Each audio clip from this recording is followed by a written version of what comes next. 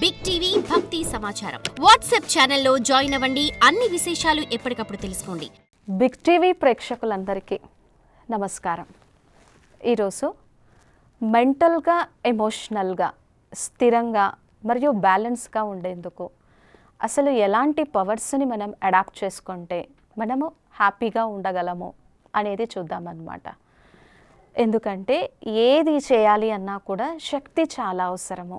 మరి mental, emotional balance లెవెల్స్ని ఎలా మనం ప్రొటెక్ట్ చేసుకోగలము, శ్రీమద్ భగవద్గీత ఎలా చెప్తుంది అనేది చూద్దాం.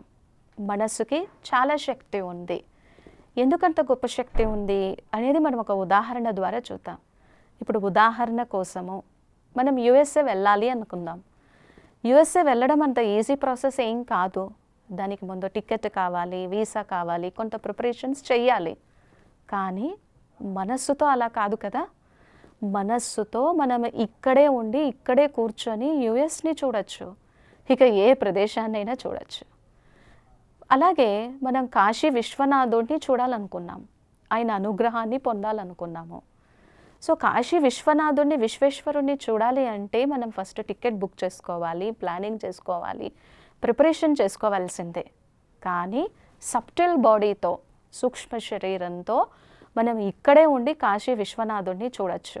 అంటే మన మనస్సుకి అంత రచనాత్మకమైనటువంటి శక్తి, అంత వ్యూహాత్మకమైనటువంటి శక్తి ఉంది. ఆ సూక్ష్మ శరీరానికి అంత శక్తి ఉంది. ఇది ఈ స్థూల శరీరాన్ని కూడా కదిలించి వేస్తుంది అన్నది మనకు అర్థం కావాలి. అయితే ఇవన్నీ ఎప్పుడు మన మనస్సు కొద్దిగా స్టేబుల్గా ఉన్నప్పుడు, ప్రశాంతంగా ఉన్నప్పుడు జరుగుతుంది.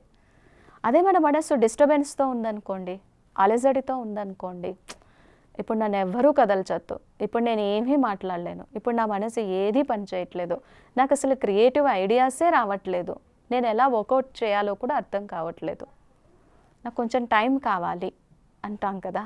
సో కాబట్టి మానసిక స్థిరత్వము లేదా ఎమోషనల్గా కూడా బ్యాలెన్స్గా ఉండాలి. వాటికి కొన్ని పవర్స్ అనేవి మనకి చాలా అంటే చాలా అవసరము. ఈ పవర్స్ ద్వారా ఆ రెండింటిని మనము కాపాడుకోగలం. అదే శ్రీమద్ భగవద్గీతలో సుఖ దుఃఖే సమే కృత్వా లాభాలాభౌ జయాజయౌ తతో యుద్ధాయ యుజ్యస్వ నైవం పాపం అవాప్యసి. అంటే ఇక్కడ భగవంతుడు ఏం చెప్తున్నారు అంటే, సుఖ దుఃఖే సమే కృత్వా లాభాలాభౌ జయాజయ తతో యుద్ధాయ యుజ్యస్వ. సుఖం వచ్చినప్పుడు జనరల్గా మన మనస్సు ఎక్కడికి వెళ్ళిపోతుంది, ఎక్కడికో వెళ్ళిపోతుంది, నా అంతటి వాళ్ళు లేరు అని ఆలోచిస్తుంది కదా. ఇంకా మన మనస్సుని సరిగ్గా ట్యూన్ చేసుకోకపోతే ఒక ఊహాలోకంలో భ్రమించడానికి కూడా అవకాశం ఉంటుంది కదా. మనల్ని మనం మర్చిపోతూ ఉంటాం. కానీ దుఃఖం వచ్చినప్పుడు ఎలా అయిపోతూ ఉంటాం, ఆందోళన చెందుతాం, అలజడి చెందుతూ ఉంటాం, డిస్టర్బెన్స్ అవుతూ ఉంటాం, నాకే ఎందుకు ఈ దుఃఖం కలిగింది అని ఆలోచిస్తూ ఉంటాము కదా. నేను ఇంకా సంతోషంగా ఉండలేను అని అనుకుంటాం.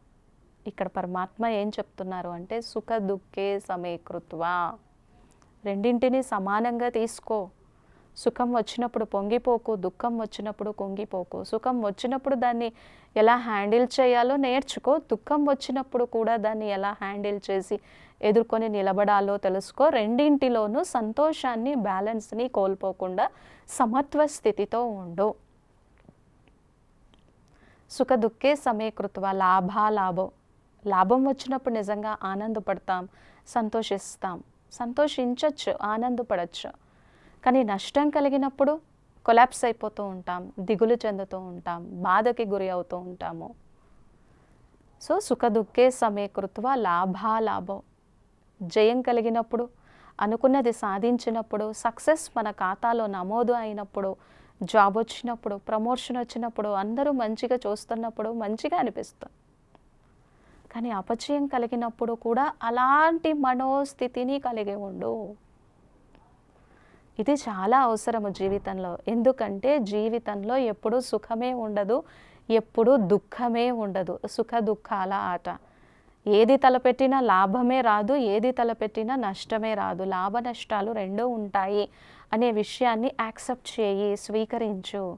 ఎప్పుడూ విజయమే పొందము, అపజయం కూడా ఉంటుంది. ఎప్పుడూ మనల్ని గౌరవించేటువంటి వాళ్ళే మన జీవితంలో తారసపడరు. నిందించే వాళ్ళు, విమర్శించే వాళ్ళు, నువ్వు అలాగ, నువ్వు ఇలాగ, నువ్వు అది చేయలేవు, ఇది చేయలేవని వెన్నుపోటు పొడిచే వాళ్ళు కూడా చాలామంది ఉంటారు అన్న విషయాన్ని, సత్యాన్ని రియలైజ్ అవ్వాలి. అదే సుఖ దుఃఖే సమే కృత్వ లాభాలాభో జయాజయ తతో యుద్ధాయ యుజస్వ. ఇక్కడ నీ కర్తవ్యం మీద దృష్టి పెట్టు, నా స్మరణలో చెయ్యి, అప్పుడు నీకు ఏ పాపమో అంటదు అని ఇక్కడ మనకి గీతాచార్యులు పరమాత్మ తెలియజేస్తున్నారు. సో నిజంగా ఇదే కదా మానసిక స్థిరత్వంతో ఉండాలి అని అంటే ఇది ఒక చక్కటి మహామంత్రంలాగా పనిచేస్తుంది. సగం సమస్యలన్నీ ఇక్కడ మనం బ్యాలెన్స్గా లేకపోవడం వల్లనే వస్తున్నాయి కదా. సో మరి ఇటువంటి శక్తి కావాలి. ఇది ఒక్క రోజులో వచ్చేది కాదు, ఇది ప్రాక్టీస్, సాధన, అభ్యాసము. Practice makes man perfect. కాబట్టి రెండవ పవర్ భగవంతుడు ఏం తెలియజేస్తున్నారు అంటే అభ్యాసము. అభ్యాసేన తు కౌంతేయ వైరాగ్యేన చ గృహ్యతే. ప్రాక్టీస్ చేస్తే, అభ్యాసం చేస్తే మన బ్రెయిన్లో ఉన్నటువంటి న్యూరాన్స్ కూడా మారిపోతాయి, న్యూరోలాజికల్ సిస్టమ్ కూడా మారిపోతుంది, పాత్వేస్ కూడా మారిపోతాయి. 21 రోజులు 40 days ప్రాక్టీస్ చేస్తే మన లైఫ్లో ఉన్నటువంటి అలవాట్లని, సంస్కారాలని పరివర్తన చేసుకోవచ్చు అని సైన్స్ కూడా ఎక్స్పెరిమెంట్ చేసి ప్రూఫ్ చేసి చెప్తుంది. ఇది గీతాచార్యుడు ఎప్పుడో తెలియచేశారు. అభ్యాసము కూసవిద్య, ప్రాక్టీస్ మేక్స్ మ్యాన్ పర్ఫెక్ట్. నీకు ఏది కావాలనుకుంటున్నావు, నువ్వు ఏది పొందాలనుకుంటున్నావు, నువ్వు ఎలా ఉండాలనుకుంటున్నావు, be strong, be bold, start the practice.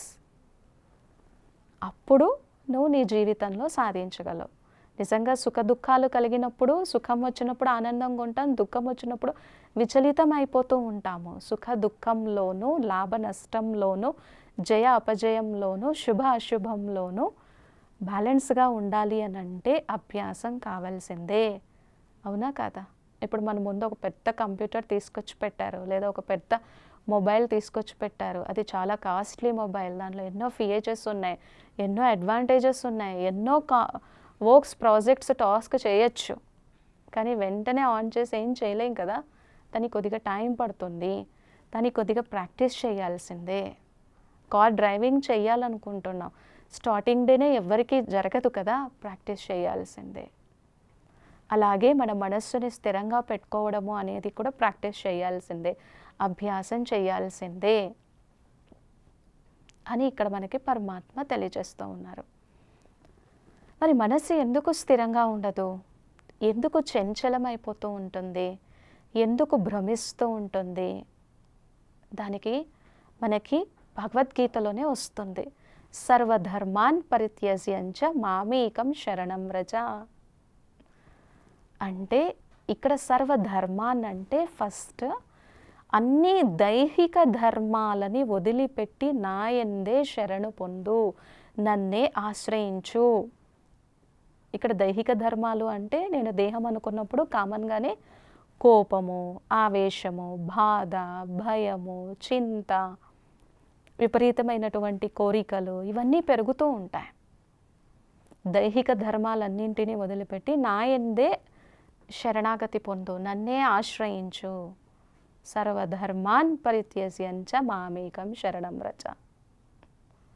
అంటే ఇక్కడ మనలో ఏదైనా లోపం ఉంది, అవగుణం ఉంది, బలహీనత ఉంది, అది నేను అర్థం చేసుకున్నాను, రియలైజ్ అయ్యాను. మరి ఎవరితో చెప్పుకుంటే అవి పోవు కదా. నన్ను ఆశ్రయించు, నా నుంచి శక్తి తీసుకో. నాలో ఉన్నటువంటి ఈ బలహీనత, అవగుణం కారణంగా నేను సద్గతిలోకి వెళ్ళలేకపోతున్నాను, సన్మార్గంలో నడవలేకపోతున్నాను, నీ సాన్నిధ్యాన్ని పొందలేకపోతున్నాను అని ఈశ్వరునితో మనం చెప్పగా దాన్ని తొలగించుకోవడానికి కావలసినటువంటి శక్తి మనలో కలుగుతుంది. కాబట్టి ఫస్ట్ ఈ శక్తి కూడా కావాలి. ఇవన్నీ ఎలా వస్తాయి? అభ్యాసం ద్వారానే కలుగుతాయి. ఇక 4వ శక్తి పరమాత్మ ఏం చెప్తున్నారు అంటే 2 రకాల సుఖాలు ఉన్నాయి. శ్రేయ ప్రేయ అని శాస్త్రమే చెప్తుంది. శ్రేయ అంటే కొద్దిగా టైం పడుతుంది, ధర్మం ప్రకారం నడిచినప్పుడు కొద్దిగా టైం పడుతుంది, కానీ శాశ్వత సుఖం ఉంటుంది. అధర్మం ప్రకారం నడిచినప్పుడు టైం పట్టదు, తాత్కాలిక సుఖం ఉంటుంది, చాయిస్ మనదే. అయితే ఇక్కడ దీర్ఘకాలికమైనటువంటి ఆనందం కలుగుతుంది, ఇక్కడ అల్పకాలికమైనటువంటి ఆనందం కలుగుతుంది. ఏ మార్గాన్ని చూస్ చేసుకొని ఎలా వెళ్తావు అనే చాయిస్ నీ చేతిలో ఉంది. అల్పకాలికంగా తాత్కాలికంగా ఏదో చేయడం వలన వచ్చేటువంటి సుఖాన్ని ఎంచుకొని అటువైపే నడుస్తూ ముందుకు వెళ్ళిపోతావా? కొద్దిగా కష్టపడినా, సన్మార్గంలో నడిచిన, ధర్మం ప్రకారం ఉన్న, పరోపకారం చేసిన దీర్ఘకాలిక ఆరోగ్యము, దీర్ఘకాలిక సుఖము, ఆనందం ఉంటుంది అని ఏ మార్గంలో నడిచి ముందుకు వెళ్తావు అనే చాయిస్, ఆ ఫ్రీ విల్, ఆ రెస్పాన్సిబిలిటీ మన దగ్గరే ఉంది. మన మనసు ఇక్కడ ఎలా నిర్ణయిస్తే అదే జరుగుతుంది. మరి అల్పకాలిక సుఖం వెనక వెంటనే దుఃఖం అనేది ఉంటుంది. ఒక పెద్ద కిరీటం పెట్టుకొని వస్తుంది, అది దుఃఖం ఏం వదిలిపెట్టదు. ఈ సత్యాన్ని కూడా రియలైజ్ అవ్వు అని పరమాత్మ తెలియజేస్తూ ఉన్నారు.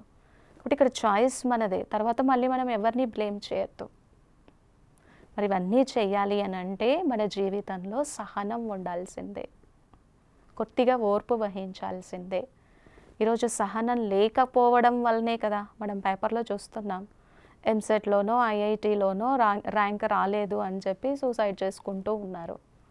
అవసరమే లేదు, ఈ ర్యాంక్ కాకపోతే ఇంకొక ర్యాంక్, ఈ స్టడీ కాకపోతే ఇంకొక స్టడీస్, ఈ లైఫ్, ఈ జాబ్ కాకపోతే ఇంకొక జాబ్ అని ఆలోచించాలి అని అంటే సహనం కావాలి కదా, శక్తి కావాలి కదా. అంతటితో లైఫ్ని ఫుల్ స్టాప్ పెట్టుకోవాల్సిన అవసరం లేదు కదా. రకరకాల విభేదాల కారణంగా విడిపోతూ ఉన్నాం. ఎలా విడిపోతూ ఉన్నాం? మానసిక క్షోభతో విడిపోతూ ఉన్నాం, బాధతో విడిపోతూ ఉన్నాం, దుఃఖంతో విడిపోతూ ఉన్నాం, ఎలా ఎటు వెళ్ళాలో తెలియక విడిపోతూ ఉన్నాం. కాబట్టి పరమాత్మ తెలియజేస్తున్నారు సహనం. ఈ సహనమే నీకు శ్రీరామ రక్షలాగా పనిచేస్తుంది. కొద్దిగా ఓపిక పట్టాల్సిందే. మరి ఇవన్నీ మన జీవితంలో జరగాలి అని అంటే మన బుద్ధి బలం కావాలి, మన వివేకం బాగుండాలి, వివేక శక్తి కావాలి. ఏది నాతో పాటు వస్తుంది, ఏది నాతో పాటు రాదు. అందరికీ తెలిసిందే, ప్రతి ఒక్కరికి తెలిసిన వేదాంత జ్ఞానమే ఇది. ఎన్ని లక్షల కోట్లు సంపాదించినా కానీ, ఎన్ని భూములు సంపాదించినా కానీ, ఎంత బంగారం ఉన్నా కానీ, ఎంత బ్యాంక్ బ్యాలెన్స్ ఉన్నా కానీ, ఆవగింజలో 1000వ వంతు కదా గుండు సూది కూడా తీసుకెళ్ళాము అనేటువంటి విషయము ప్రతి ఒక్కరికి తెలిసిన సత్యమే. కానీ మనసు ఎందుకు అట్రాక్ట్ అయిపోతూ ఉంది? మనసు ఎందుకు అటువంటి విషయాల వైపుకు వెళ్ళిపోతూ ఉంది? ఇది ఎవరికి వారు ప్రశ్నించుకోవాలి. మనతో పాటు వచ్చేది ఆ పుణ్యఖాతానే అని తెలుసు, మనతో పాటు వచ్చేది ఆశీర్వాదాలనే తెలుసు, మనతో పాటు వచ్చేది భగవంతుని జ్ఞాపకం చేసినటువంటి సుందరమైన క్షణాలే అని తెలుసు, మనతో పాటు వచ్చేది పరోపకారం చేసినటువంటి క్షణాలు, గడియలు, సెకండ్లు అనే తెలుసు. కానీ ఎందుకు మన మనసు అట్రాక్ట్ అయిపోతూ ఉంది? ఎందుకు ఆకర్షితం అవుతూ ఉన్నాం? వివేక శక్తి లేకపోవడం వల్లనే ఆకర్షితం అవుతున్నాము. బుద్ధి అక్కడ సరిగ్గా పనిచేయట్లేదు, కరెక్ట్గా నిర్ణయాలు తీసుకోలేకపోతుంది. అందుకే ఇవన్నీ జరుగుతున్నాయి. అంటే పరమాత్మ తెలియజేస్తున్నటువంటి ఇంకొక శక్తి, మానసికంగా స్థిరంగా, భావోద్వేగంగా స్థిరంగా ఉండడానికి కావాల్సిన ఇంకొక శక్తి వివేకం. ఒకటి బ్యాలెన్స్ స్టేట్ ఆఫ్ మైండ్ లేదా ఈక్వినామిటీ. రెండవ పవర్ వచ్చేసి అభ్యాసం, ప్రాక్టీస్ మేక్స్ మ్యాన్ పర్ఫెక్ట్. ఏది ఊడిపడో సాధన చేయాల్సిందే. మూడవది వచ్చేసి సహనశక్తి, వివేక బుద్ధి. ఇవన్నీ ఎప్పుడైతే ఉంటాయో అప్పుడే మనం స్థిరంగా ఉండగలం. లేదు నేను స్థిరంగా ఉండాలి, స్థిరంగా ఉండాలి, స్థిరంగా ఉండలేకపోతున్నాను, ఇక జరగదు అని మైండ్లో ఫిక్స్ చేసుకుంటే మనం మెంటల్గా స్టేబుల్గా ఉండలేము. సో మనం మెంటల్గా స్టేబుల్గా ఉండాలి, ఎమోషనల్గా బ్యాలెన్స్గా ఉండాలి అంటే ఈ పవర్స్ని ప్రాక్టీస్ చేయాల్సిందే. అప్పుడే మనం మెంటల్గా, ఎమోషనల్గా బ్యాలెన్స్గా ఉండగలం, ఎన్నో విషయాలని సాధించగలం, ముందుకు వెళ్ళగలం. ఓం శాంతి. For more videos like this, subscribe Big TV channel.